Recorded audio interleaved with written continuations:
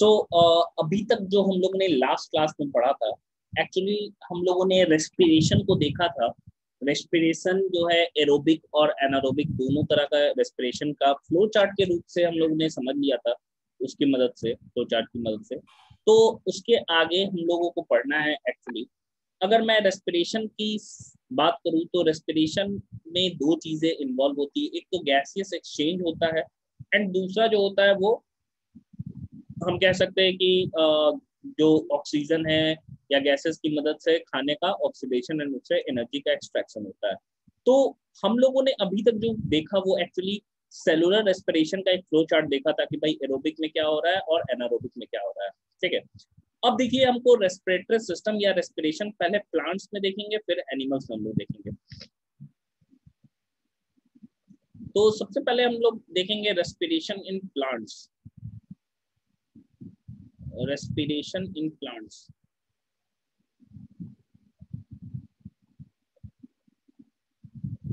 अब देखिए इस चीज को, प्लांट्स में रेस्पिरेशन की हम बात कर रहे हैं भाई, तो पर्टिकुलरली प्लांट में ना कोई रेस्पिरेटरी सिस्टम होता नहीं है। सबसे पहली बात कि रेस्पिरेशन तो सेलुलर में होगा। रेस्पिरेशन यहाँ कहने का मतलब क्या हो गया, यहाँ रेस्पिरेशन हम कह रहे हैं गैसियस एक्सचेंज को कह रहे हैं। ठीक है, gaseous exchange.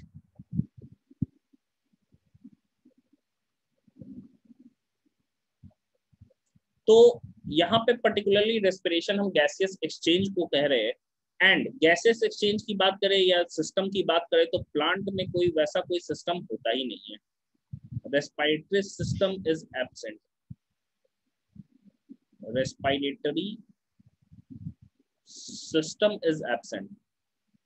System is absent, respiratory system होता नहीं। तो क्या होता है भाई, तो हर पार्ट चाहे रूट हो, स्टेम हो या लीफ हो, ये अपना अपना रेस्पिरेशन खुद ही कर रहा होता है। ठीक है, हम कह सकते हैं मान लो प्लांट में तीन पार्ट्स में अगर हम लोग डिवाइड करते हैं प्लांट की बॉडी को, तो एक पार्ट हमारा क्या हो गया,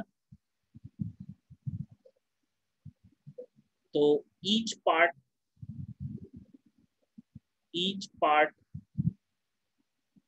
परफॉर्म्स गैसियस एक्सचेंज,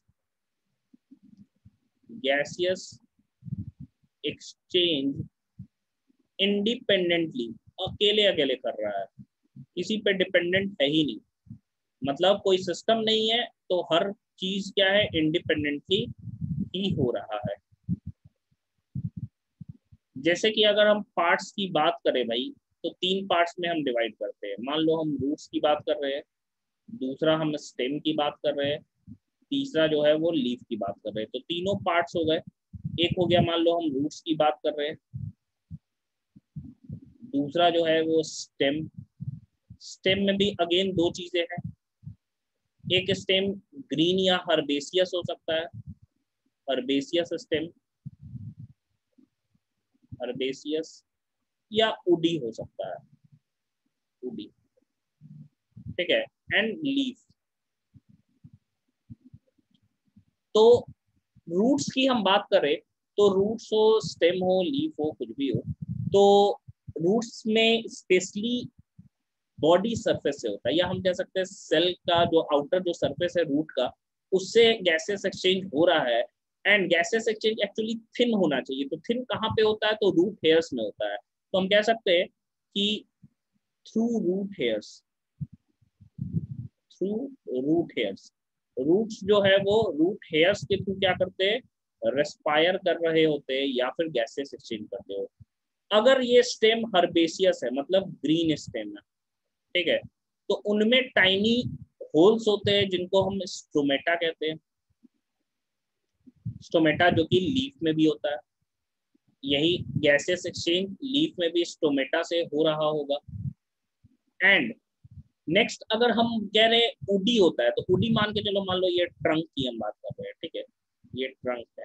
तो ट्रंक में ऐसा हमको दिखता है, ट्री ट्रंक में ऐसे लाइनिंग्स, ये जो लाइंस होते हैं इसमें एक्चुअली होल्स होता है। अंदर से हम ध्यान से देखेंगे तो उसमें होल्स, टाइनी होल्स पाए जाते हैं, और इन होल्स को हम लेंटिसेल्स कहते हैं, लेंटिसेल्स। तो अगर स्टेम हमारा क्या है, उडी है, तो उस केस में क्या है, लेंटिल सेल्स, बिल्कुल अपूर्वा, लेंटिल सेल से क्या होता है, गैसियस एक्सचेंज हो रहा होता है। तो ये हमारा एक फ्लो चार्ट हो गया कि भाई किसमें कौन सा स्ट्रक्चर है। मतलब अगर हम लोग देखें यहाँ पे तो भाई रूट हेयर्स एक हो गए रूट्स के केस में, स्टेम हर्बेसियस है तो स्टोमेटा हो गया गैसेस एक्सचेंज करने के लिए, वुडी है तो लेंटिसेल्स हो गया, एंड अगेन लीफ है तो लीफ में तो स्टोमेटा से ही होता है गैसियस एक्सचेंज। ठीक है, नोट कीजिए तो।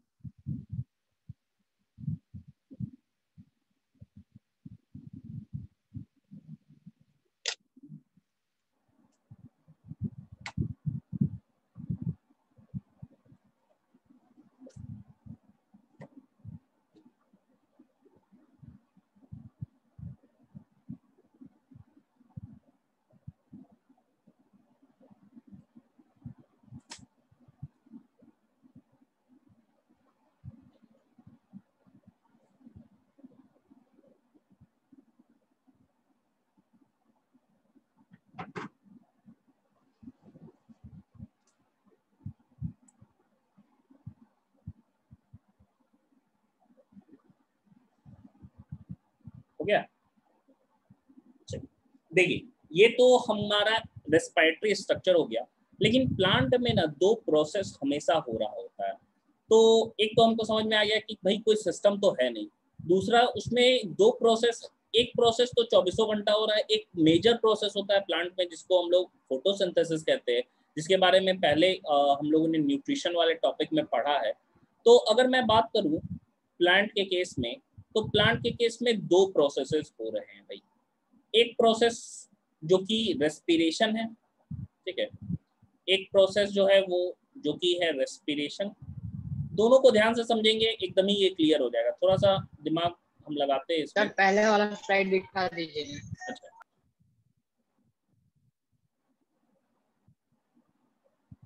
हाँ बिल्कुल मिस्टी, गैसियस एक्सचेंज जो है वो सिंपली हम कह सकते हैं डिफ्यूजन की ही मदद से होता है।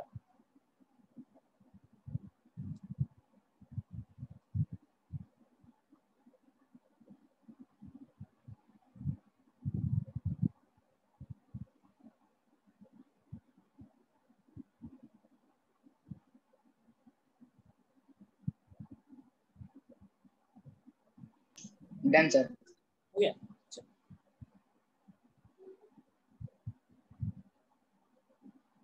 देखिए एक प्रोसेस रेस्पिरेशन है, एक प्रोसेस क्या है, फोटोसिंथेसिस है। पहले इसको समझ लेंगे तब नोट डाउन करेंगे, अभी मत लिखिएगा, पहले समझ जाइए। एक प्रोसेस हमारा क्या हो गया, रेस्पिरेशन हो गया, दूसरा वाला फोटोसिंथेसिस हो गया प्लांट में।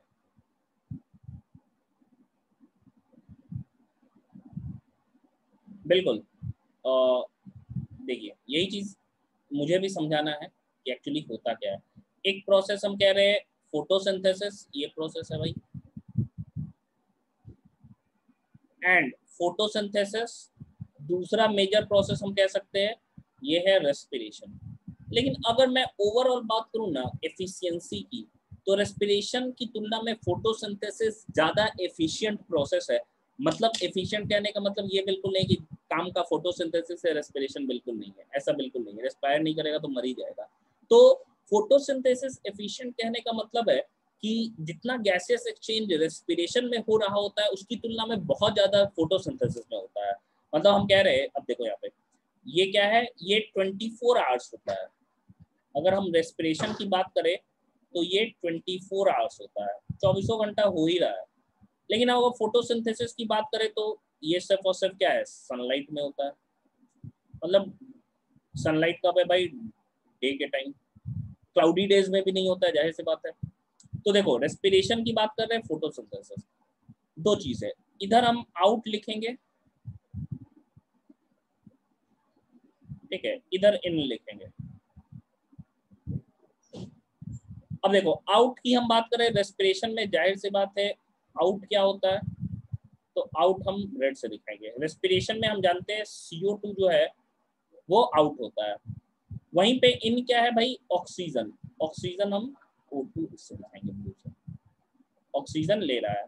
तो हम कह सकते हैं रेस्पिरेशन में क्या है, 24 घंटे CO2 प्लांट छोड़ता है, ऑक्सीजन लेता है। लेकिन अगर हम फोटोसिंथेसिस की बात करें भाई, तो फोटोसिंथेसिस के केस में क्या है, इन है CO2, समझना इस चीज को, एंड आउट क्या है, एज अ बाई प्रोडक्ट हम जानते हैं ऑक्सीजन निकलता है।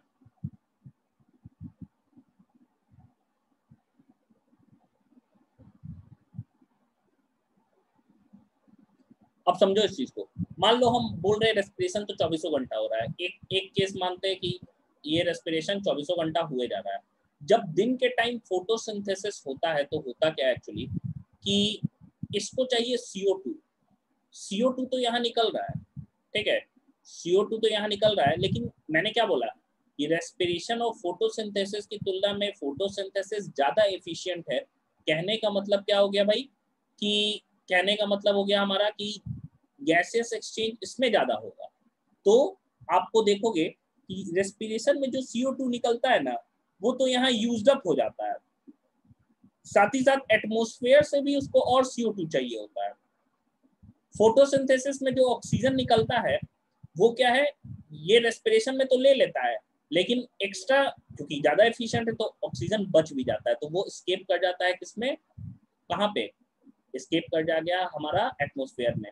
तो दिन के टाइम नेट मूवमेंट क्या नजर आता है कि भाई CO2 एक्स्ट्रा बाहर से ले रहा है और ऑक्सीजन क्या हो रहा है, छोड़ रहा है। ऐसा बिल्कुल नहीं है कि रेस्पिरेशन नहीं हो रहा है, रेस्पिरेशन हो रहा है, लेकिन जो CO2 छोड़ रहा है रेस्पिरेशन में वो तो यूज्ड अप हो ही जा रहा है और उसको CO2 चाहिए, तो और बाहर से वो क्या कर रहा है, CO2 ले रहा है।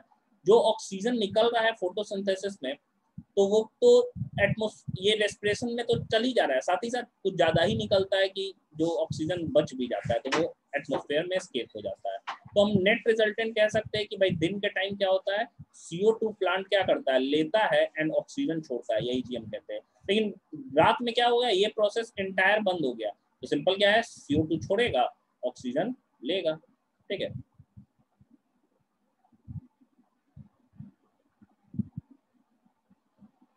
हम कह सकते हैं दिन के टाइम भाई, ड्यूरिंग डे सन है। अब सन है तो क्या होगा, ऑक्सीजन यहाँ से ये क्या होगा, लेगा ऑक्सीजन यहाँ पे, सॉरी CO2 क्या है, ये यहाँ से एक्स्ट्रा लेगा, ये तो यूज्ड अप हो ही गया। एटमॉस्फेयर में जो CO2 एटमॉस्फेरिक CO2 है, एटमॉस्फेरिक CO2 वो भी क्या है, ये भी यूज्ड अप यहाँ पे होगा एक्स्ट्रा।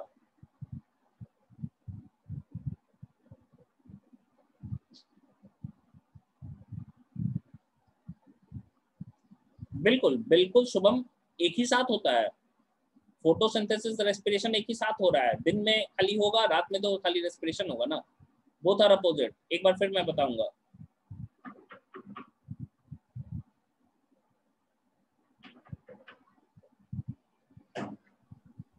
सर तो प्लांट रेस्पिरेशन लेता हो, करता है, क्या चीज, प्लांट रेस्पिरेशन करता है तब? बिल्कुल करता है, मैं क्या बोल रहा हूँ, ये तो 24 आवर सर रेस्पिरेशन हो ही रहा है, फोटोसिंथेसिस हो रहा है तो एक एडिशनल प्रोसेस है। देखो यहाँ पे अभी समझ में आएगा, ऑक्सीजन जो छोड़ा ड्यूरिंग डे, ये तो कहाँ यूज्ड अप हो रहा है, देखो उसको हम लोग कह रहे हैं दूसरे कलर से, ग्रीन, ये क्या हो गया, ये ऑक्सीजन जो यहाँ निकला वो तो यूज्ड अप हो गया, वो तो यहाँ से यहाँ यूज्ड अप हो गया रेस्पिरेशन में, और उसको ऑक्सीजन बाहर से नहीं चाहिए, जितना फोटोसिंथेसिस में निकल रहा है उतना ही यूज्ड अप हो जा रहा है। एक्सेस बचता है वो एटमॉस्फेयर में निकल जाता है, excess CO2, excess O2, excess O2। Sir जब फोटोसिंथेसिस में जब CO2 लेता है सर, O2 छोड़ता है सर, ज्यादा छोड़ता होगा तभी ना सर रेस्पिरेशन रात में कम लेकर के सर CO2 छोड़ता होगा, वरना ऑक्सीजन तो मतलब बैलेंस हो जाएगा तो कम हो जाएगा। देखिए हाँ बिल्कुल, हम कह रहे हैं कि देखो एक प्रोसेस रेस्पिरेशन 24 घंटा किए जा रहा है भाई, ऑक्सीजन ले रहा है CO2 नॉर्मल हमारे तरह, एनिमल्स की तरह। अगर फोटोसिंथेसिस होता है ना, तो रेस्पिरेशन में क्या चाहिए, ऑक्सीजन, तो फोटोसिंथेसिस में निकलता क्या है, ऑक्सीजन निकलता है, तो ऑक्सीजन बहुत ज्यादा निकलता है, तो जितना रेस्पिरेशन में चाहिए वो तो रेस्पिरेशन में लग जाता है, लेकिन एक्सेस जो CO2 है वो बाहर चला जाता है। और रेस्पिरेशन में क्या निकलता है, CO2, लेकिन फोटोसिंथेसिस में रेस्पिरेशन में जो CO2 एज अ वेस्ट निकल रहा है वो तो सारा यूज हो गया, लेकिन और भी CO2 चाहिए होगा, तो वो बाहर से भी CO2 लेता है। तो नेट मूवमेंट अगर दिन के टाइम क्या होता है, नेट मूवमेंट दिन के टाइम हमारा क्या होता है कि O2 क्या कर रहा है, छोड़ रहा है, एंड CO2 क्या कर रहा है, ले रहा है। लेकिन रात में क्या है, या क्लाउडी डेज में फोटोसिंथेसिस सिंपल बंद, तो क्या होगा, O2 लेगा, CO2 छोड़ेगा। तो सर CO2 ज्यादा नहीं हो जाएगा? क्या जिस समय अगर रात में प्लांट फोटोसिंथेसिस करेगा ही नहीं तो CO2 का यूज नहीं होगा, तो फिर सर CO2 तो मात्रा ज्यादा होगा ना? हाँ, जिस समय फोटोसिंथेसिस नहीं होता है तो उस समय CO2 का लेवल क्या होता है, बढ़ता है।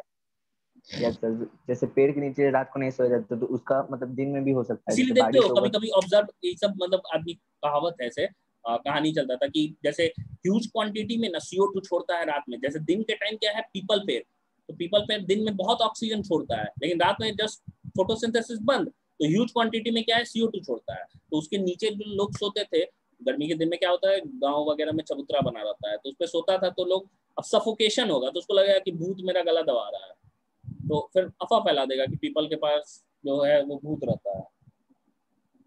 उसका साइंटिफिक कॉज भी है। तो सर जिस दिन मतलब धूप नहीं होगा, क्लाउडी डे होगा, तो सर उस दिन भी तो वही होगा ना जो पीपल के हाँ, क्लाउडी पेड़ डेज के होगा साथ तभी रात को भी होता CO2 है? लेवल क्या होगा, बढ़ेगा। वही पूछ रहे।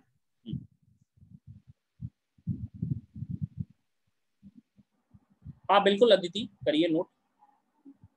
देखिए, तो एक नेट मूवमेंट हम देख लेते हैं, लिख लेते हैं। एक तो हो गया during day,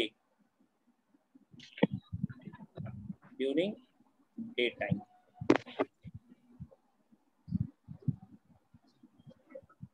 during day time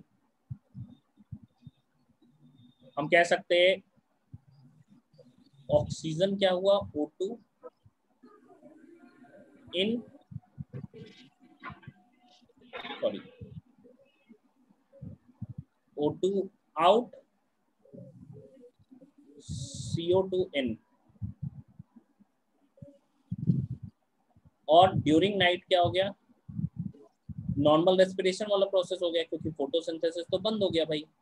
तो रात में क्या हो गया, ड्यूरिंग नाइट O2 जो है वो इन हो जाएगा और CO2 जो है वो आउट हो जाएगा। ठीक है, यही चीज है, बस इसी को नोट डाउन कर लेना, हमको समझ लेना।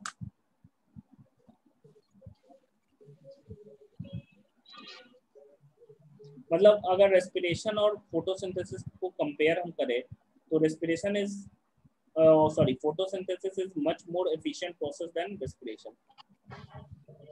सर हाँ बोलिए। लेकिन सर दोनों चीज तो सर स्टोमाटा के जरिए तो होता होगा। हाँ बिल्कुल, तो मेटा के जरिए ही होता है।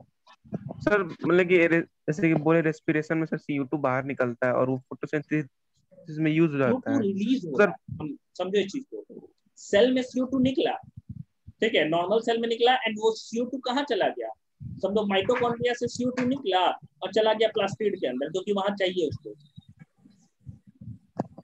और बाहर सर से और लेकिन भी लेगा CO2। सर दोनों प्रोसेस में थोड़ा सा तो स्लाइट डिफरेंस होता होगा सर, कौन पहले होगा? बता दे रहे हैं, इसको नोट कर लीजिए, बता दे रहे हैं। आपका कंफ्यूजन हम समझ जाए कि आपको लग रहा है स्टोमेटा में CO2 को आना है, O2 को भी आना है, तो कौन पहले आएगा कौन बाद में आएगा, नोट कर लीजिए, बता दे रहे हैं।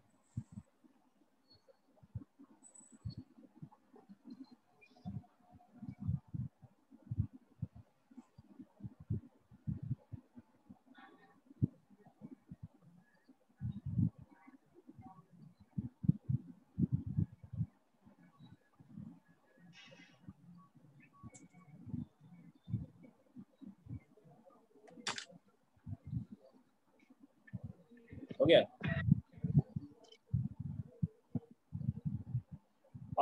एक्सेस O2 मिलने लगेगा तो बिल्कुल हो जाएगा, बहुत ज़्यादा O2 एक्सेस क्वांटिटी में मिलेगा। ऐसे तो नॉर्मली अच्छा है O2 होना, ऑक्सीजन का लेवल बढ़ना, लेकिन CO2 का भी लेवल मेंटेन रहना जरूरी है। अगर CO2 नहीं रहेगा ना एटमॉस्फेयर में तो हम फोटोसिंथेसिस भी तो नहीं होगा।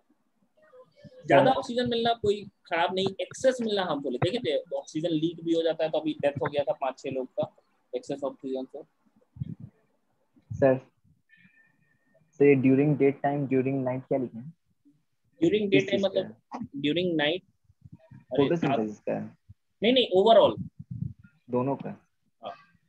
मतलब नेट मूवमेंट हमको ड्यूरिंग डे टाइम क्या दिख रहा है कि भाई CO2 ले रहा है, ऑक्सीजन छोड़ रहा है प्लांट।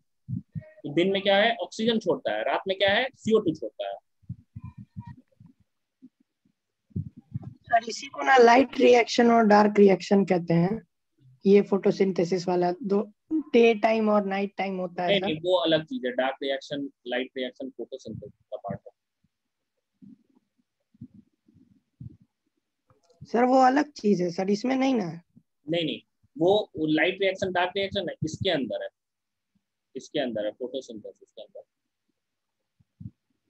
क्लास 11th में पढ़ना आता है, अभी जरूरत नहीं है।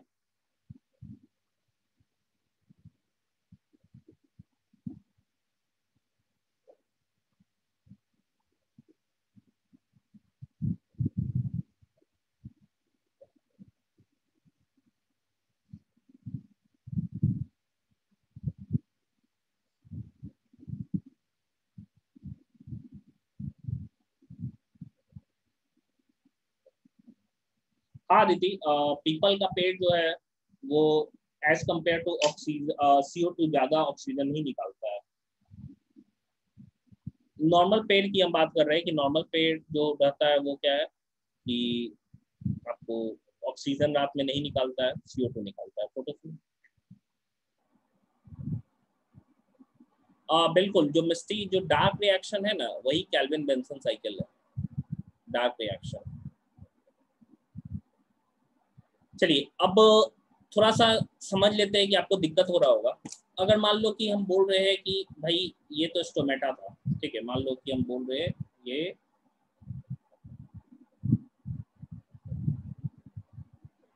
स्टोमेटल सेल है, ठीक है, ये स्टोमेटल सेल है ऐसे। यहाँ से दिन के टाइम क्या है, CO2 आ रहा है, ठीक है। मान लो ये सेल है, ये सेल था। अब मान लो ये बड़ा सेल हम बना रहे हैं। यहाँ दो ऑर्गेनेल है, एक है हमारा कौन सा, माइटोकॉन्ड्रिया है, दूसरा क्या है, प्लास्टिड है। दूसरा क्या है, प्लास्टिड है।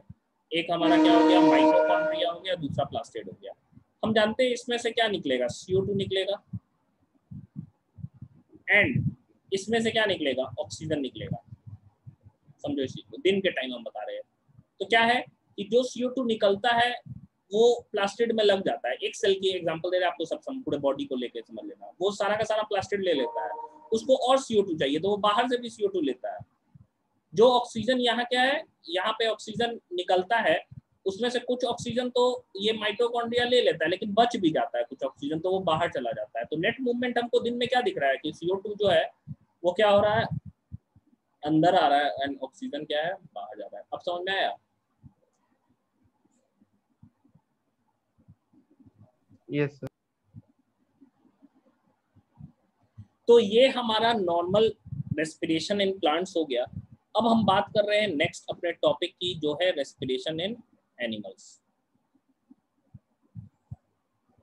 नेक्स्ट टॉपिक लिखिएगा, रेस्पिरेशन इन एनिमल्स।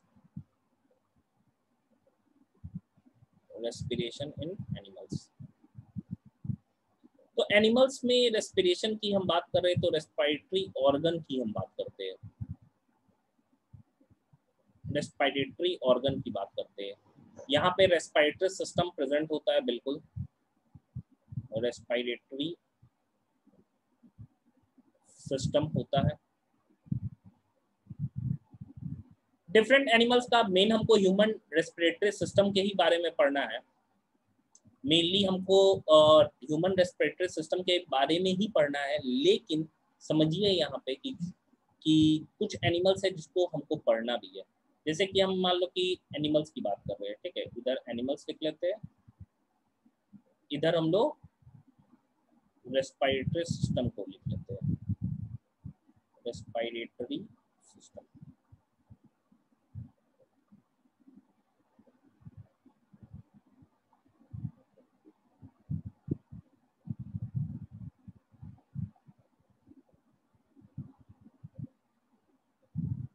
अब देखिए हम बात कर रहे हैं सबसे पहले क्या, सबसे पहले हम बात कर रहे हैं सिंपल यूनिसेलुलर एनिमल्स की।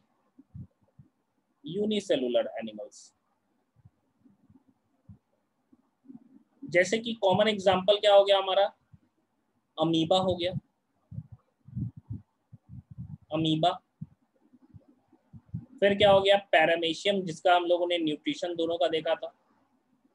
तो इसमें क्या है ना, दोनों के केस में मान लो अमीबा का हम एग्जांपल लेके चल रहे हैं, तो यहाँ पे अमीबा का जो एग्जांपल हो गया कि क्योंकि इसका जो भी रेस्पिरेशन होता है, यहाँ पे रेस्पिरेशन कहने का मतलब गैसियस एक्सचेंज हो गया, एंड गैसियस जो है इसके लिए ना एक वर्ड होता है पार्शियल प्रेशर, ठीक है, एक वर्ड होता है पार्शियल प्रेशर। पार्शियल प्रेशर हम लोग कहते हैं कंसंट्रेशन पे डिपेंड करता है, समझना इस चीज को। एक होता है टोटल प्रेशर, टोटल प्रेशर, दो वर्ड है, मैं इसको बता दे रहा हूँ आपको, आपको समझ में आएगा। जैसे मान लो हम टोटल प्रेशर मानते हैं, एक एटीएम है नॉर्मल एटमॉस्फेरिक प्रेशर एयर का, तो एयर में तो डिफरेंट गैसेस है ना, जाहिर सी बात है एयर में जो गैसेस है अपना अपना पार्शियल प्रेशर अलग होगा, हो सकता है नाइट्रोजन का अलग होगा, हो सकता है ऑक्सीजन का अलग होगा, CO2 का अलग होगा, हीलियम का अलग होगा, आर्गन का अलग होगा, हाइड्रोजन का अलग होगा, सबका अलग अलग होगा, ठीक है। तो आप देखोगे इंडिविजुअल प्रेशर को ना पार्शियल प्रेशर कहते हैं, एंड सबके पार्शियल प्रेशर को जोड़ते हैं तो क्या हुआ, एक प्रेशर बना, सबका जुड़ गया, सब मॉलिक्यूल्स पास पास आ गए, अब क्या एक प्रेशर बिल्डअप करेगा जिसको हम लोग टोटल प्रेशर कहते हैं। तो हर गैस अपने डिफ्यूजन जब करता है तो अपने अपने पार्शियल प्रेशर के हिसाब से करता है, उसको दूसरे से मतलब नहीं, मतलब अगर हम ऑक्सीजन के डिफ्यूजन की बात कर रहे हैं तो उसको कोई भी मतलब नहीं है कि CO2 डिफ्यूज करेगा नहीं करेगा, अपना भाई इंडिपेंडेंट है, किसी से कोई मतलब है नहीं।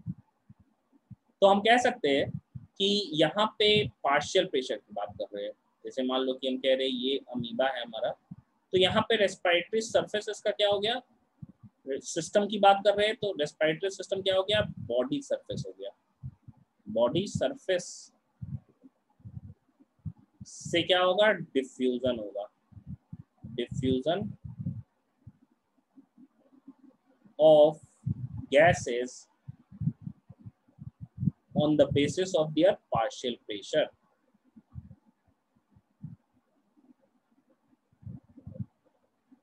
मतलब अपने अपने प्रेशर के हिसाब से, ऑक्सीजन अलग करेगा भाई, उसको कार्बन डाइऑक्साइड से मतलब नहीं है, कार्बन डाइऑक्साइड को नाइट्रोजन से मतलब नहीं है, अपने अपने पार्शियल प्रेशर के हिसाब से करेगा। तो पहला हमारा क्या हो गया, पहला हमारा जो रेस्पिरेटरी सिस्टम हो गया सिंपल ऑर्गेनिज्म का, वो क्या है, बॉडी सरफेस है, ठीक है।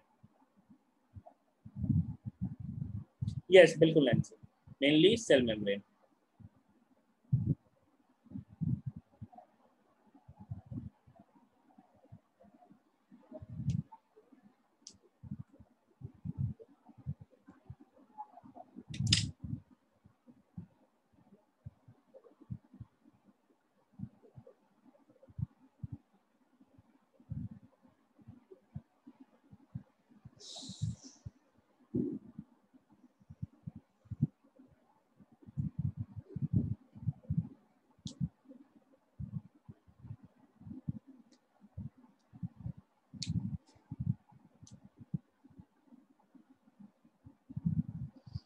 हो गया, चलिए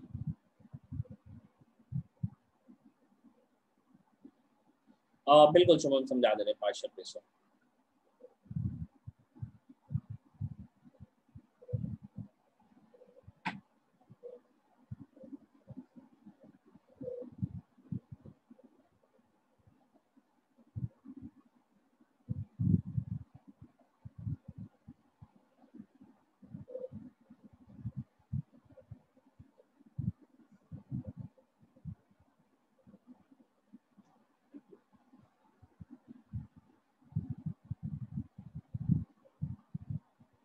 देखो पार्शियल प्रेशर एक्चुअली हम कहें ना, मान लो कि एक हम वेसल रख देते हैं, ठीक है, एग्जाम्पल के तौर पे बता दे रहे हैं, एक कंटेनर रख दे रहे हैं, इस कंटेनर में हम 3 ही गैस भरते हैं, एग्जाम्पल मान लो हम भर दिए भाई, ये गैस है जो कि हम कह सकते हैं मान लो ऑक्सीजन है, ब्लू फॉर ऑक्सीजन, इसके अंदर और भरे, दूसरा क्या है, रेड फॉर कार्बन डाइऑक्साइड मान लो, ठीक है। फिर क्या है भाई, हाइड्रोजन भी डाल दिए इसके अंदर कंटेनर का। प्रेशर क्या होता है ना, हम कह सकते हैं प्रेशर वो फोर्स है जो इस जो ये गैस है इस कंटेनर के दीवार पे लगाता है। तो हम कह सकते हैं ये वाला क्या हो गया हमारा CO2 था, सॉरी ये वाला हमारा क्या हो गया भाई, ये वाला हाइड्रोजन हो गया, रेड वाला जो है वो CO2 है, एंड ये वाला क्या है ऑक्सीजन है। तो सबका प्रेशर टोटल मिला के, इसको मान लो हम लोग PCO2 बोल सकते हैं, इसके पार्शियल प्रेशर को PCO2, इसको क्या बोल सकते हैं P, स्मॉल से P लिखेंगे, फिर H2 नीचे सबस्क्रिप्ट में लिखते हैं। ऑक्सीजन को क्या लिख सकते हैं PO2। तो अगर मैं P टोटल की बात करूं तो ये क्या हो जाएगा PCO2 plus PO2 plus PH2, तो ये कंटेनर है। तो ये वाला टोटल प्रेशर हो गया, मतलब कोई भी कंटेनर होता है उसमें क्या है जितने भी गैसेस बढ़ते हैं तो हर गैस का अपना अपना इंडिविजुअल प्रेशर होता है। कि हो सकता है कि मान लो हम एग्जांपल यूनिट के, मान लो ऑक्सीजन है 10 यूनिट का प्रेशर बिल्डअप कर रहा है दीवार पे, कार्बन डाइऑक्साइड है वो 3 यूनिट का कर रहा है, हाइड्रोजन है वो 2 यूनिट का कर रहा है। तो हम कह सकते हैं ऑक्सीजन का पार्शियल प्रेशर 10 हो गया, कार्बन डाइऑक्साइड का 3 है और हाइड्रोजन का 2 है, लेकिन टोटल प्रेशर कितना हो गया, सबको मिला दिए 15 हो गया। यही है पार्शियल प्रेशर, ठीक है। तो इसको तो हमको पढ़ना नहीं, केमिस्ट्री क्लास 11 में पढ़िएगा पहले चैप्टर में।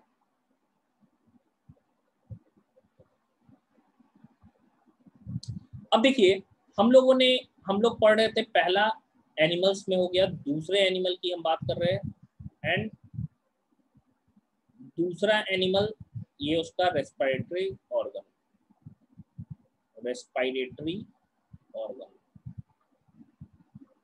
ठीक है। रेस्पिरेटरी ऑर्गन की बात कर रहे हैं हम लोग दूसरे एनिमल की। तो दूसरा एनिमल है भाई हमारा, हम रखते हैं इसको अर्थवर्म, इसको हमको थोड़ा सा देखना है। अर्थवर्म किस फाइलम में आता है कोई बता सकता है क्या? क्लास 9th में तो था ही नहीं, डाइवर्सिटी तो पिछले साल पढ़ा ही नहीं है, नहीं बता सकते, चलिए कोई नहीं। फाइलम एनेलिडा में आता है, हम लोग पढ़ते हैं। रेस्पिरेटरी ऑर्गन की हम बात करें तो अगर अर्थवर्म ले लेते हैं तो मान लो अर्थवर्म, ये अर्थवर्म हो गया,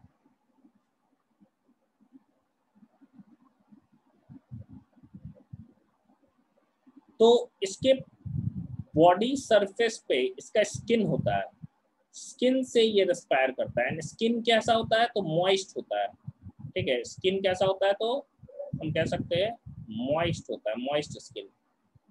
रेस्पिरेटरी ऑर्गन कैसा है भाई, moist skin, moist skin. Skin से रेस्पिरेशन के लिए वर्ड क्यूटेनियस लिखते हैं हम लोग, ठीक है, क्यूटेनियस। तो मॉइस्ट स्किन से रेस्पिरेशन जो होता है उसको क्यूटेनियस रेस्पिरेशन बोल सकते हैं, क्यूटेनियस रेस्पिरेशन, क्यूटेनियस रेस्पिरेशन, इसको हम लोग क्यूटेनियस रेस्पिरेशन बोलते हैं। तो मॉइस्ट स्किन मतलब स्किन से जब भी रेस्पिरेशन होता है तो क्यूटेनियस बोलते हैं। अर्थवर्म के बाद हमें पढ़ना है फिशेस के बारे में, नहीं इंसेक्ट्स है, सॉरी इंसेक्ट्स। जैसे कि इंसेक्ट में कॉमन एग्जांपल मैं ले लेता हूँ कॉकरोच का, कॉकरोच। तो कॉकरोच के केस में हमको ना ट्यूब्स नजर आते हैं, नेटवर्क ऑफ ट्यूब्स।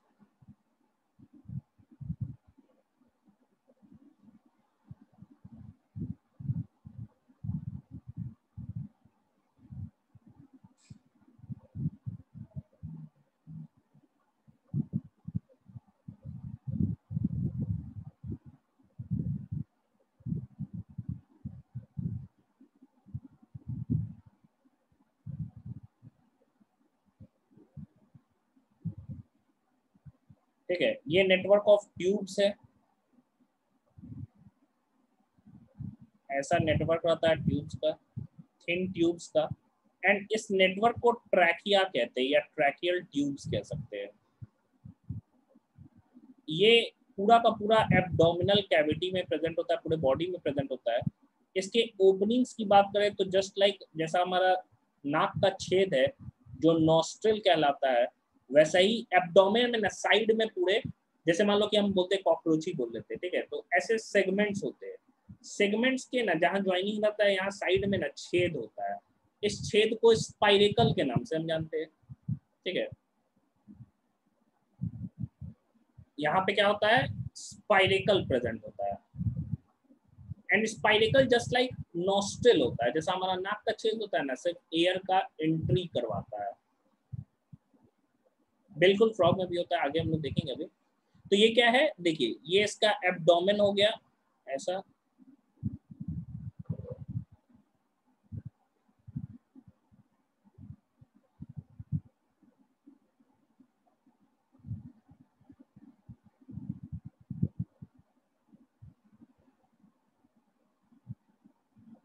ये इसका एब्डोमेन हो गया, ये इसका दीवार हो गया। अब यहाँ पे मान लो हम बोल रहे भाई ये इसका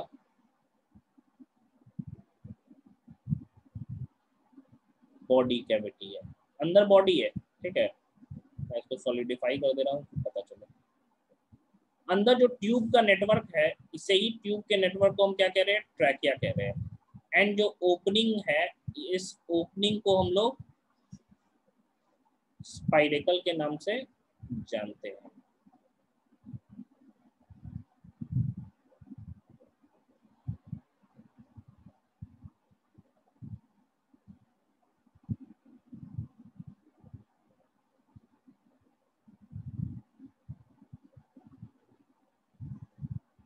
तो अगर मैं इसके इंसेक्ट के रेस्पिरेशन की बात करूं तो यहाँ पे ट्रैकियल ट्यूब से रेस्पिरेशन होता है, लंग्स नहीं डेवलप किया है।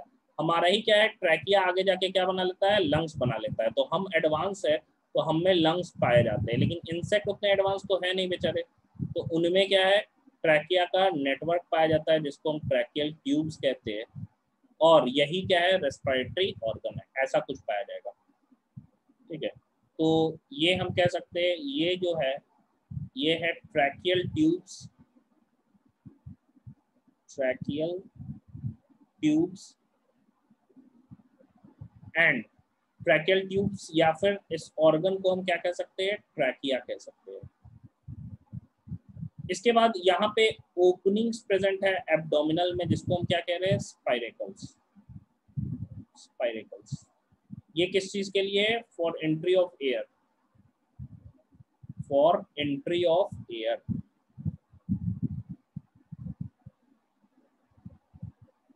For entry of air. Air के एंट्री के लिए क्या है, स्पाइरेकल्स प्रेजेंट होते हैं। तो ऑर्गन की हम बात कर रहे हैं तो भाई अर्थवॉर्म में तो मॉइस्ट स्किन हो गया, एंड इसमें क्या हो गया, ट्रैकिया हो गया। क्लियर है?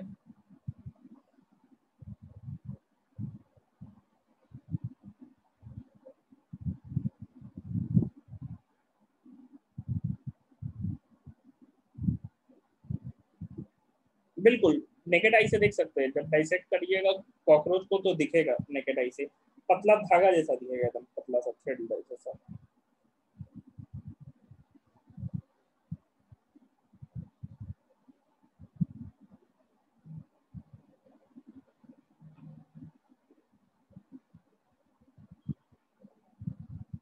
हो गया?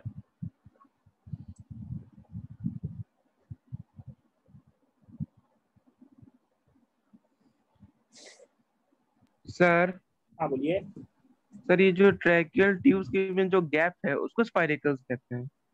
नहीं देखो, साइड में जो यहाँ पे हमको दिख रहा है ना, यहाँ जो छेद, ये जो छेद है, इससे जो घुस रहा है एयर, इसको हम लोग स्पाइरेकल कह रहे हैं। ये अंदर ट्यूब का नेटवर्क अलग है, ये ट्रैकिया हो गया, ठीक है। ये खाली छेद है ना, जैसे नाक का छेद को नोस्ट्रिल बोलते हैं, इसका साइड का छेद को स्पाइरेकल बोल रहे हैं, जिससे एयर घुस रहा है। ठीक है सर। तो अर्थवॉर्म इंसेक्ट यहां तक हो गया। इंसेक्ट के बाद हमारे पास है फिशेस। नहीं, हर सेल तक तो नहीं होता है पूर्वा, वहां से सेल से, जैसे हम कहें तो आर्टरीज और कैपिलरीज हर सेल तक थोड़ी ना जाते हैं। वो क्या है, सेल के बहुत करीब तक, मान लो 4-5 सेल के बगल से गुजरा है, तो वहीं पे ऑक्सीजन डिफ्यूज करके टिश्यू फ्लूइड में मिलकर सेल से जाता है। तो यहाँ पे भी हर सेल से थोड़ी ना पास हो सकता है।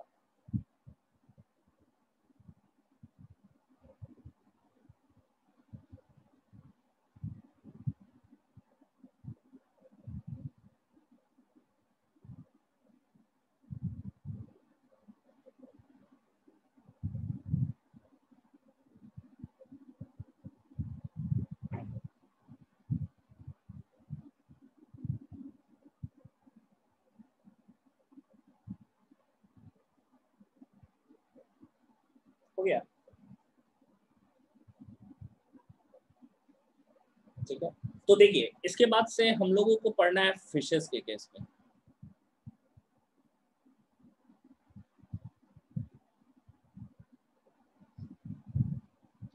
फिर हम एनिमल लिखेंगे भाई, फिर यहाँ पे क्या है, रेस्पिरेटरी ऑर्गन, रेस्पिरेटरी ऑर्गन नहीं हुआ है क्या?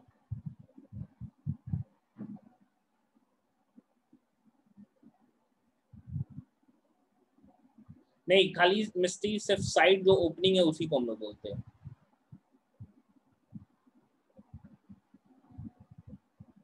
अब देखो नेक्स्ट जो एनिमल है हमारा वो है फिशेस। फिशेस की हम बात कर रहे हैं तो इसमें क्या है, गिल्स पाया जाता है। गिल्स से रेस्पिरेशन जो होता है ना, इसको रेस्पिरेशन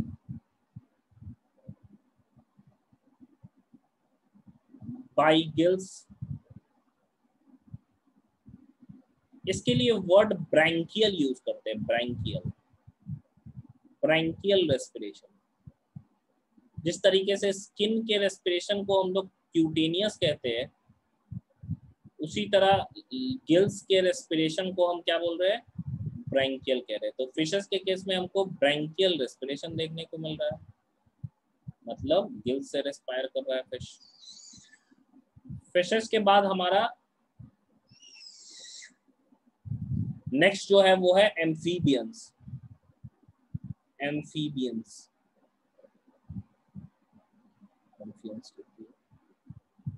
एम्फीबियंस, एम्फीबियंस की बात कर रहे हैं, लाइक फ्रॉग हो गया, ठीक है, एग्जांपल आपका फ्रॉग हो गया। तो फ्रॉग दोनों तरीके से रेस्पायर करता है, मतलब इसका रेस्पिरेटरी ऑर्गन लंग्स है, कब, ऑन लैंड, जब जमीन पे रहता है तो लंग्स होता है, गिल्स है, गिल्स कह रहे हैं, मॉइस्ट स्किन है, मॉइस्ट स्किन है, जब वो कहाँ रहता है, इन वाटर। तो दोनों रेस्पिरेशन दिखा रहा है। लंग्स के रेस्पिरेशन को हम पल्मोनरी रेस्पिरेशन कहते हैं।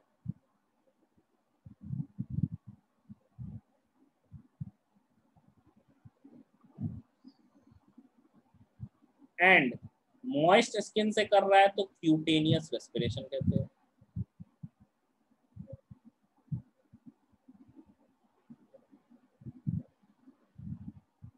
तो हम कह सकते हैं फ्रॉग जो है भाई दोनों रेस्पिरेशन दिखा रहा है, ये लंग्स से भी दिखाता है एंड ये स्किन से भी दिखाता है।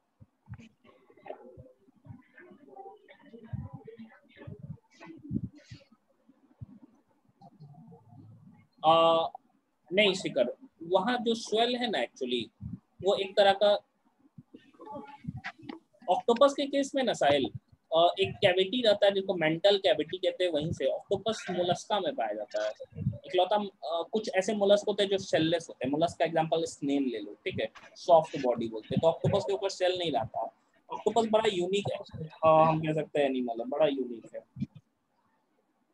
They have ink gland, ink gland जानते हैं हम लोग, जब स्केप करना रहता है तो इंक छोड़ देता है, काला हो जाता है पूरा पानी डर के मारे। जो स्वेल करता है ना यहाँ पे फ्रॉग, वो एक तरीके से ना मॉनसून में करता है, मेल करता है to attract female, that is for sexual reproduction. Note कीजिए तो यहाँ तक। गिल्स से भी करता है लंग्स ऑन लैंड क्यों लिखा है? लंग्स वो लैंड पे यूज करता है और मोस्ट स्किन इन वाटर। नहीं सुनाई दे रहा, फिर से बोलिएगा। ओके सर, डाउट क्लियर हो गया।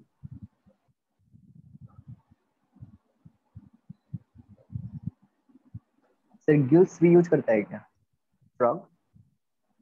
Gills, yes sir. आप फ्रॉग, ग्रीन कलर, सर उस पे ग्रीन कलर का लगा था इसलिए पूछा।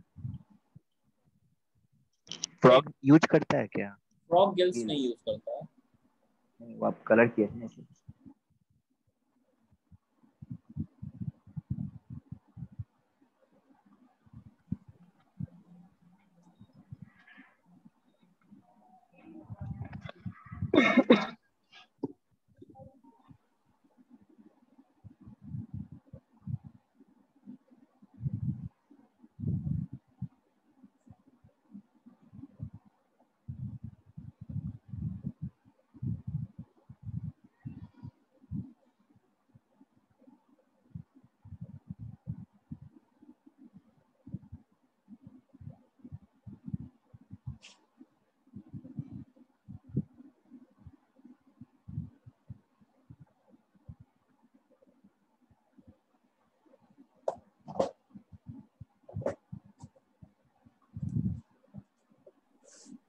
सर स्नेक रेस्पिरेशन कैसे लेता है?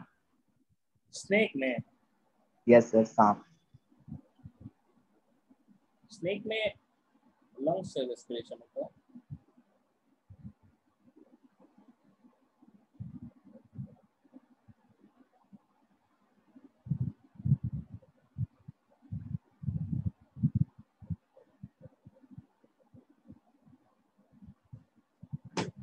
लंग्स से होता है स्नेक, रेप्टाइल्स है ना। और या ब्लैक इंक इसलिए करता है ना, स्केप करने के लिए। ऑक्टोपस पूरा पानी काला हो जाता है, वो एक तरह से उसमें डिफेंस है, जैसे कांटा निकला आता है इतना, तो ये सब डिफेंस मैकेनिज्म में आता है। तो उसी तरह ऑक्टोपस में इंक ग्लैंड पाया जाता है, जो पानी को पूरा काला करके अंधेरा कर देगा और निकल जाएगा।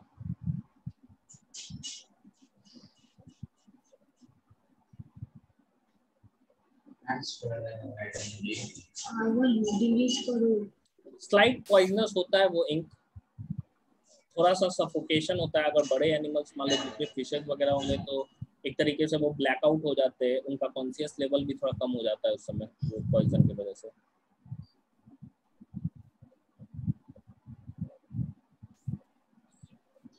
हो गया? हो गया। चलिए नेक्स्ट और लास्ट तुम्हारे नेट से ओपन रखे हैं, बोल दो उसको। लास्ट है हमारा जॉब ठीक चलेगा है ना, अभी ऑफ कर दो जॉब।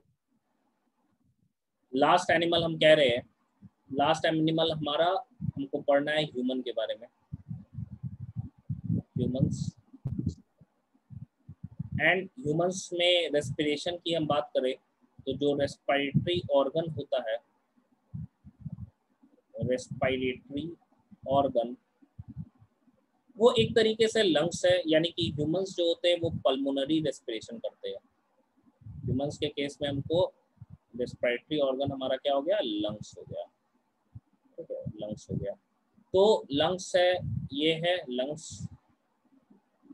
मतलब अगर मैं कहूँ रेस्पिरेशन के टाइप की, तो ये क्या हो गया, ये भी पल्मोनरी रेस्पिरेशन करता है। And it is incapable of gill से ब्रैंकियल रेस्पिरेशन या क्यूटेनियस, दैट्स व्हाई ह्यूमन जो है पानी में सर्वाइव नहीं कर सकते हैं।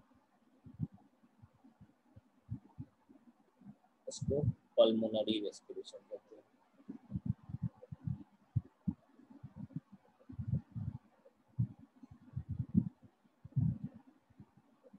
ठीक है, pulmonary respiration.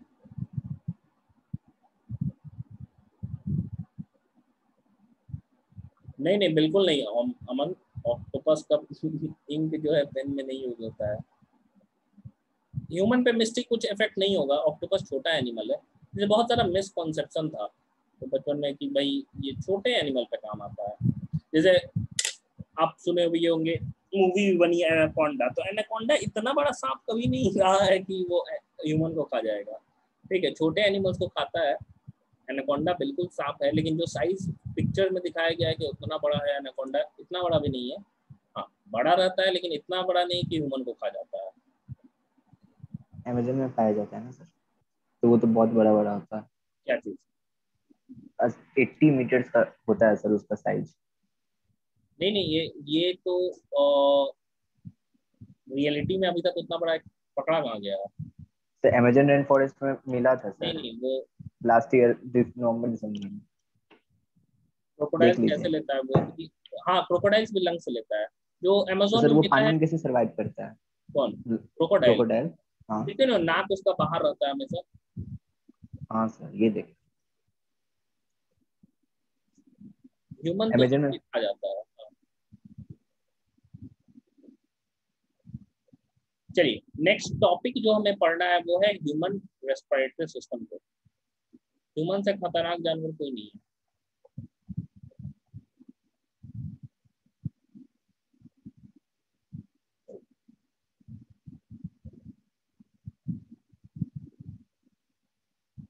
Human respiratory system,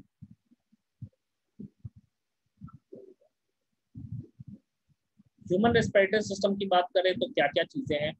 हम कह सकते हैं अ पेयर ऑफ लंग्स, जो कि हमारा ऑर्गन है, पेयर ऑफ लंग्स, लंग्स तो ऑर्गन हो गया। फिर क्या है, ट्रैकिया, फिर क्या है ब्रोंकस, ब्रोंकस एंड ब्रोंक्यूल्स, जो पाइप है थिन ट्यूब से हम लोग पढ़ेंगे अभी, ब्रोंक्यूल्स, ठीक है। फिर क्या है भाई, हम कह सकते हैं अंदर क्या है, एल्वियोलाई रहता है, जो कि एक्चुअल साइट है alveoli, actual site of gaseous exchange, actual site of gaseous exchange. ये सारे कंपोनेंट्स हो गए exchange, actual site of gaseous exchange. ब्रॉन्चेस and क्या लिखे हैं sir? Bronchus and bronchioles, BRONCHIOLES, bronchioles. तो अब देखो इसका हम लोग डायग्रामेटिकली देखेंगे कि एक्चुअली ह्यूमन रेस्पिरेटरी सिस्टम होता कैसा है।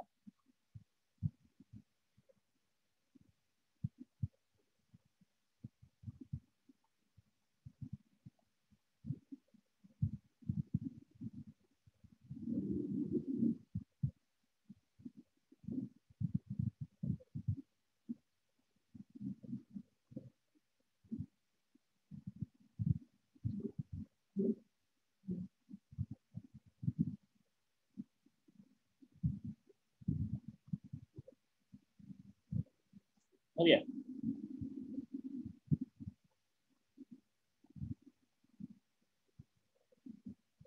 हाँ एल्वियोलाई है बिल्कुल अदिति, एल्वियोलाई है, LI, E नहीं है, LI बस।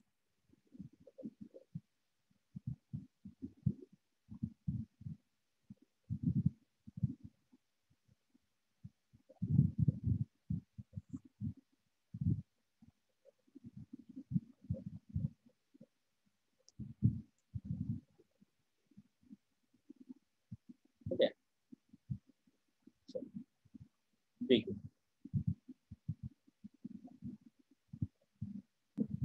हाँ बिल्कुल मिस्त्री, बलून लाइक स्ट्रक्चर होता है।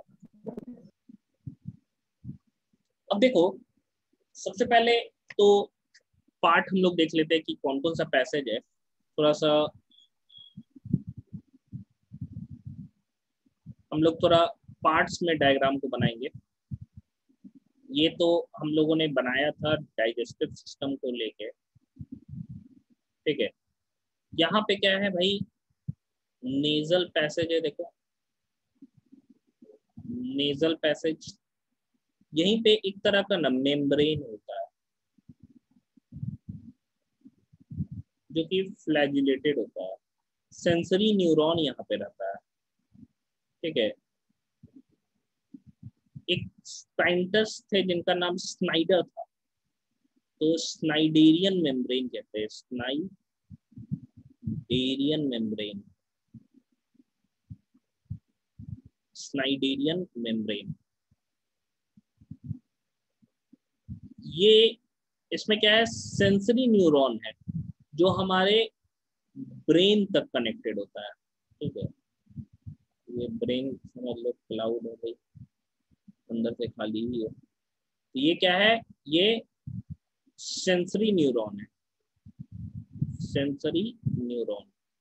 हम लोग बोलते हैं ना कोई चीज का महक जो है या सुगंध है या गंदा है, बदबू जो भी है, ये ऑल्फैक्टरी, ऑल्फैक्शन का मतलब स्मेल होता है, तो ये ऑल्फैक्टरी लोब ऑफ ब्रेन से जुड़ा होता है। सिग्नल ले जाता है कि भाई महक क्या चीज, हम आइडेंटिफाई करते हैं ना महक ये, तो ये तो हमारा क्या हो गया, ये नेजल पैसेज हो गया, ये नेजल पैसेज हो गया,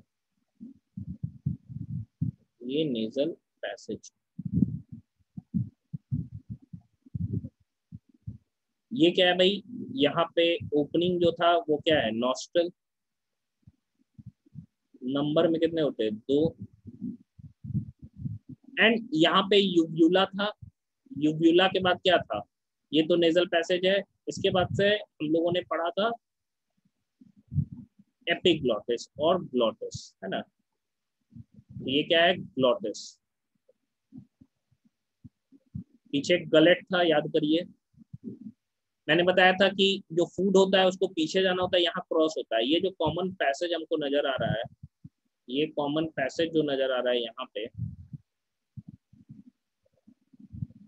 ये जो पैसेज है, इस पैसेज को हम क्या बोलते हैं, फेरिंग्स। फेरिंग्स, ठीक है। इसके बाद से ग्लॉटिस के बाद वो कहाँ पहुंचा, देखो ग्लॉटिस के बाद हम कह सकते हैं यहाँ पे एक ऑर्गन है हमारा, मैंने बताया था ऑर्गन है। इस ऑर्गन को ना वॉइस प्रोड्यूसिंग ऑर्गन कहते हैं एक्चुअली, इसको हम लोग वॉइस प्रोड्यूसिंग ऑर्गन कहते हैं। ये ऑर्गन प्रेजेंट होता है, एक तरह का कार्टिलेज का फ्लैप बना रहता है अंदर, और इसी से एयर होके जो है वो अंदर हमारे ट्रैकिया में इंटर करता है। कार्टिलेजिनस ऑर्गन रहता है, जिस ऑर्गन को हम वॉइस बॉक्स कहते हैं, जो कि या साउंड बॉक्स भी कह सकते हैं इसको, ठीक है। ये है हमारा वोकल कॉर्ड, वोकल कॉर्ड, ठीक है। या इसको हम लोग क्या कर सकते हैं, वॉइस बॉक्स, वॉइस बॉक्स। इसके लिए एक वर्ड यूज करते हैं जिसको हम लैरिंग्स कहते हैं, लैरिंग्स, ठीक है, लैरिंग्स।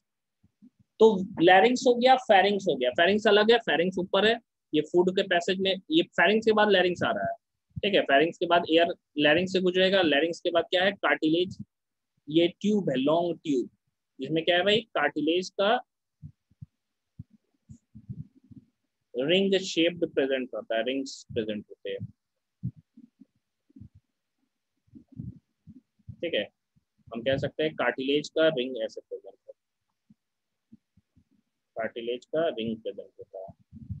एंड ये रिंग का मैंने फायदा भी बताया था कि ये कोलैप्स करने से बचाता है। ये जो पाइप है, इस पाइप को हम लोग क्या कह रहे हैं, ट्रैकिया, ट्रैकिया, है ना। या इसको क्या कह रहे हैं, विंड पाइप। देखो बर्ड्स का जो, क्योंकि बर्ड्स में एक मेलोडियस साउंड आता है, तो उसके वोकल कॉर्ड को ना साइरिंग्स कहते हैं, साइरिंग्स, साइरिंग्स, ठीक है, बर्ड्स के। लेकिन हमारे क्या करते हैं, लैरिंग्स कहते हैं, क्योंकि सुरीला आवाज नहीं आता है। हाँ कुछ सिंगर्स गा लेते हैं, लेकिन ऐसे कंपेरिजन करें एनिमल किंगडम में तो हमारा आवाज बेसुरा ही हम मानते हैं, बर्ड्स का एक मेलोडियस मानते हैं। अब कौवा का नहीं बोलेंगे, उसका बहुत गंदा आएगा।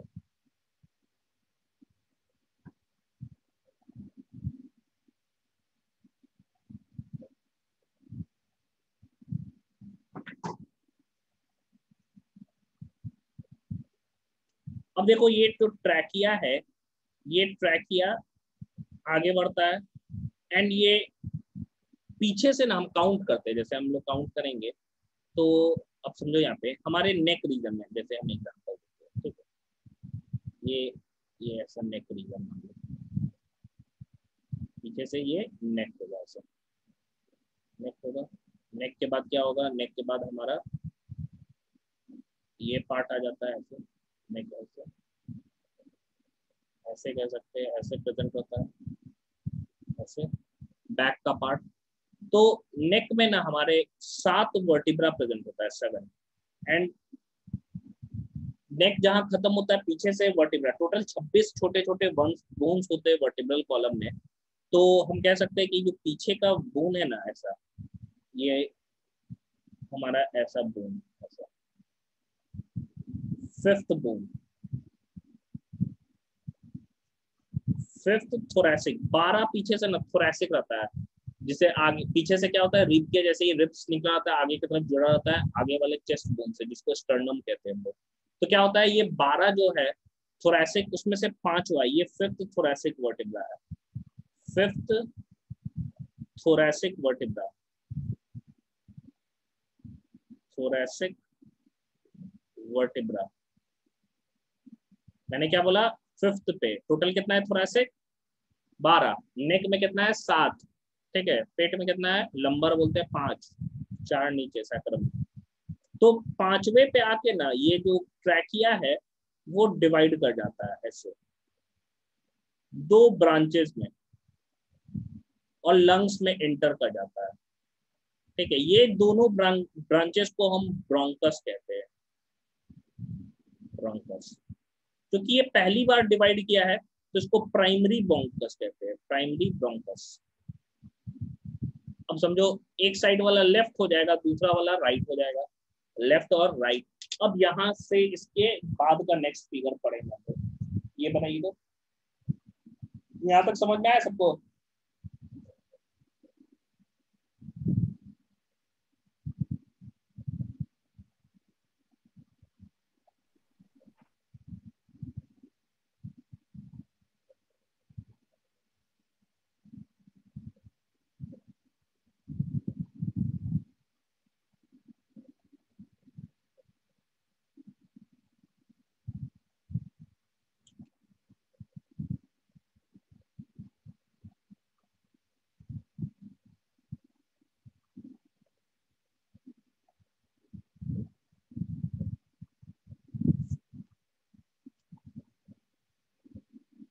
नेजल पैसेज के ऊपर लिखे स्नाइडेरियन मेम्ब्रेन। सबसे पहले स्नाइडेरियन साइंटिस्ट का नाम था स्नाइडर। तो उन्होंने ये बताया था कि भाई हमारे नाक में एक क्या है, एक सेंसरी न्यूरॉन का मेम्ब्रेन होता है, जो क्या करता है, जो भी स्मेल है उसको रिसीव करके हमारे ब्रेन के ऑल्फैक्टरी लोब तक, जो सुगंध वाला लोब है जो रिसीव करने का काम करता है, वहां तक ले जाता है। फिर थोरैसिक वर्टिब्रा क्या है, समझो वर्टिब्रल कॉलम ना, पीछे बैकबोन जो हमारा। अब एक बोन कभी भी याद रखिएगा, बोन हम लोग पढ़ते हैं तो कभी भी मूवमेंट ना हमेशा ज्वाइंट से होता है, हमेशा ऑब्जर्व कीजिएगा। जहाँ ज्वाइंट होगा वहीं मूव करेगा, जहाँ स्ट्रेट बोन है वो तो कभी मूव ही नहीं करेगा, क्योंकि मूव करेगा तो टूट जाएगा। अब मान लो हम पैर हाथ की बात कर रहे हैं, तो अब यहाँ से यहाँ तक का बीच का हाथ थोड़ी ना मूव करेगा, या तो रिस्ट पे मूव करेगा या तो एल्बो पे मूव करेगा, जहाँ ज्वाइंट है। तो मान के चलो कि जो वर्टिब्रल कॉलम पूरा एक बोन है हमारा, वो एक बोन रहता तो हम तो या तो खड़े रहते या तो लेटे ही जीवन भर रहते, मूव ही नहीं कर पाते। ठीक है, तो हमारा वर्टिब्रल कॉलम छोटे छोटे बोन से बना होता है, जिसको वर्टिब्रा कहते हैं। टोटल 26 वर्टिब्रा ह्यूमन में पाए जाते हैं। ऐसे होते 33 है, लेकिन फ्यूज कर करके वो 26 हो जाते हैं। तो टोटल 26 जो है वो प्रेजेंट होते हैं, जिसमें कि हम कह सकते हैं कि जो नेक रीजन में मैमल्स में होता है वो 7 होता है वर्टिब्रा। चाहे हमारा गर्दन हो चाहे जिराफ का गर्दन हो, दोनों सब में 7 ही बोन रहेगा। हमारे में छोटा छोटा रहेगा, जिराफ इतना बड़ा है तो बड़ा बड़ा बोन रहेगा। और नेक जहाँ खत्म होता है तो हमारे यहाँ से मतलब शोल्डर से लेके हमारे रिब्स तक, ठीक है, वहां तक पीछे तक 12 छोटे छोटे बोन्स होते हैं, जिनको हम लोग 12 थोरैसिक वर्टिब्रा कहते हैं। तो ब्रोंकस या ट्रैकिया डिवाइड कब होता है, कहाँ, किस रीजन पे आके? कोई होगा ना, ऐसे तो नहीं कि किसी में मान लो कि नीचे जाके पेट में जाके डिवाइड कर रहा है, किसी को पहले ही कर जा रहा है। तो ह्यूमन ना बड़ा सिमेट्रिकल है। ठीक है, सिमेट्रिकल आप नहीं देखो कितना बॉडी हमारा सिमेट्रिकल है, हर चीज क्या है बराबर। दोनों आंख देखोगे, दोनों हाथ देखोगे, कितना सिमेट्रिकल है, मोर और लेस 99.9% तो एक्यूरेसी रहती ही है। कुछ डिफेक्ट हो सकता है कि भाई एसिमेट्री हो सकता है, लेकिन नॉर्मली क्या है, बॉडी कितना सिमेट्रिकल है। सोचो कितना अच्छे से आर्किटेक्चर कितना जबरदस्त है हमारा। अब आप देखो यहाँ पे 12 जो है, तो 5वें पे आके ना नंबर पे आगे से मतलब पीछे से पोजीशन हम देख रहे हैं कि भाई किस पे डिवाइड कर रहा है। 5वें वर्टिब्रे पे आके ट्रैकिया जो है वो 2 ब्रांचेस में डिवाइड करता है, जिसको हम प्राइमरी ब्रोंकस कहते हैं, लेफ्ट और राइट।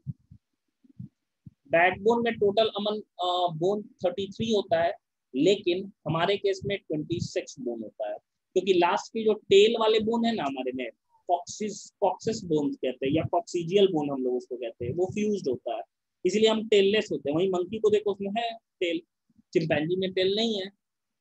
चाहे एप ले लो, गोरिल्ला ले लो, तुम कोई भी ले लो, चिंपैंजी ले लो, ओरंगुटन है, गिब्बन है, ये सब में किसी में टेल नहीं होता, लेकिन मंकी में रहता है। तो मंकी हमारे रिलेटिव है नहीं एक्चुअली। हमारा एक्चुअली चिंपैंजी भी हमारा कोई पूर्वज नहीं है, हमारा और उसका पूर्वज हजारों साल पहले एक था।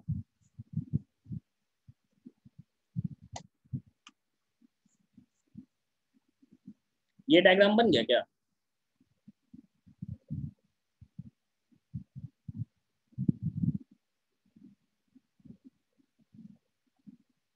और किसी को कुछ पूछना है तो पूछिए, क्योंकि नेक्स्ट डायग्राम में काफी समय लगेगा, तो अगले क्लास में हम लोग पढ़ेंगे, टाइम दिया गया। किसी को कुछ पूछना है, डाउट है, जो भी वो पूछ लीजिए। नेक्स्ट इसके आगे हम लोग नेक्स्ट क्लास में पढ़ेंगे।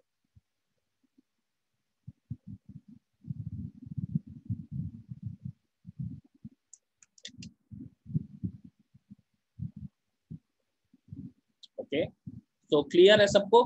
देखिए, अब ह्यूमन का हम रिलेट करेंगे, इसके बाद से सर्कुलेटरी सिस्टम में, फिर किडनी वगैरह पढ़ के खत्म हो जाएगा हमारा चैप्टर। सबसे बड़ा चैप्टर है, बाकी देखिएगा कि कितने कम क्लासेस में सारे चैप्टर्स खत्म हो गए। Who are our ancestor? Actually एक हमको फॉसिल मिला, उसका नाम था रामापाइथिकस। उस फॉसिल का नाम था, जैसे हम लोगों को, हम लोग पढ़ेंगे, एक फॉसिल मिलता है बर्ड और रेप्टाइल के बीच का, जिसको आर्कियोप्टेरिक्स कहते हैं हम लोग। ये आर्कियोप्टेरिक्स जो है, ये बर्ड्स और रेप्टाइल्स के बीच का है। माना जाता है ना, रेप्टाइल से ही मैमल बना और रेप्टाइल ही उड़ने लगा था। तो ड्रैगन जो होता है ना, वो ड्रैगन जो है उड़ने लगा, तो बाद में जाकर ड्रैगन छोटा होता चला गया और बर्ड्स बन गया। तो ये चीज माना गया। ठीक है, इवोल्यूशन बहुत बहुत ज्यादा इंटरेस्टिंग पार्ट है कि कैसे हम लोग इवॉल्व किए। हम में क्या है, हमने वो रेमापाइथिकस से डिसेंड हुए हम, उसी का एक भाई था जिसको अस्ट्रेलोपाइथिकस कहते हैं। तो उस केस में वो जो था, वो क्या हुआ कि चिंपैंजी बनता चला गया, मतलब वो झुक झुक के चलने लगा। वो आगे क्या हो गया कि हम कह सकते हैं धीरे धीरे जो शॉर्ट स्टेचर हो गया।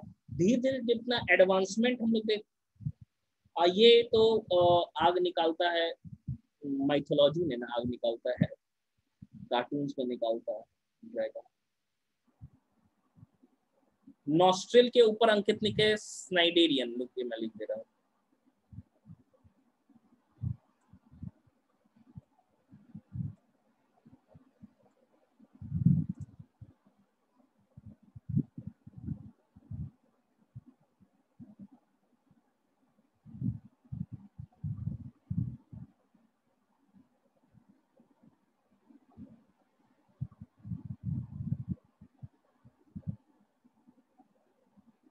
और कुछ देखिए, ड्रैगन वगैरह बहुत सारा चीज कार्टून्स में, ड्रैगन बॉल जी में वो ड्रैगन थे ना, हाँ बिल्कुल, और लीव कर सकते हैं, जिसको कोई दिक्कत नहीं वो लीव कर सकता है।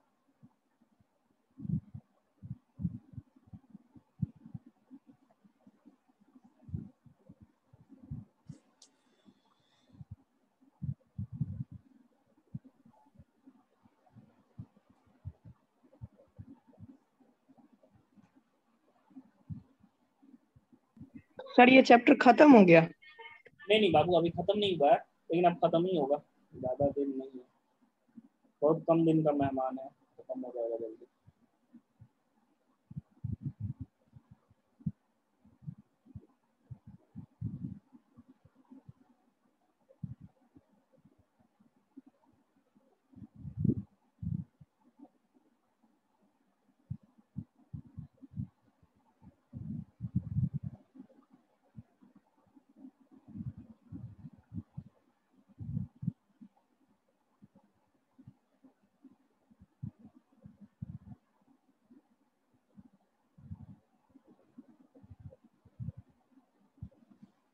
ओके, चलिए तो एंड कर रहे हैं। इसके आगे जो भी डाउट होगा वो नेक्स्ट क्लास में पूछ लीजिएगा। स्प्रिंग्स नहीं है, साइरिंग्स है अखिलेश, साइरिंग्स। बर्ड्स में जो लैरिंग्स होता है ना, उसको साइरिंग्स बोलते हैं, ये हम बताएं। स्प्रिंग्स नहीं है, साइरिंग्स है, SYRINX, साइरिंग्स।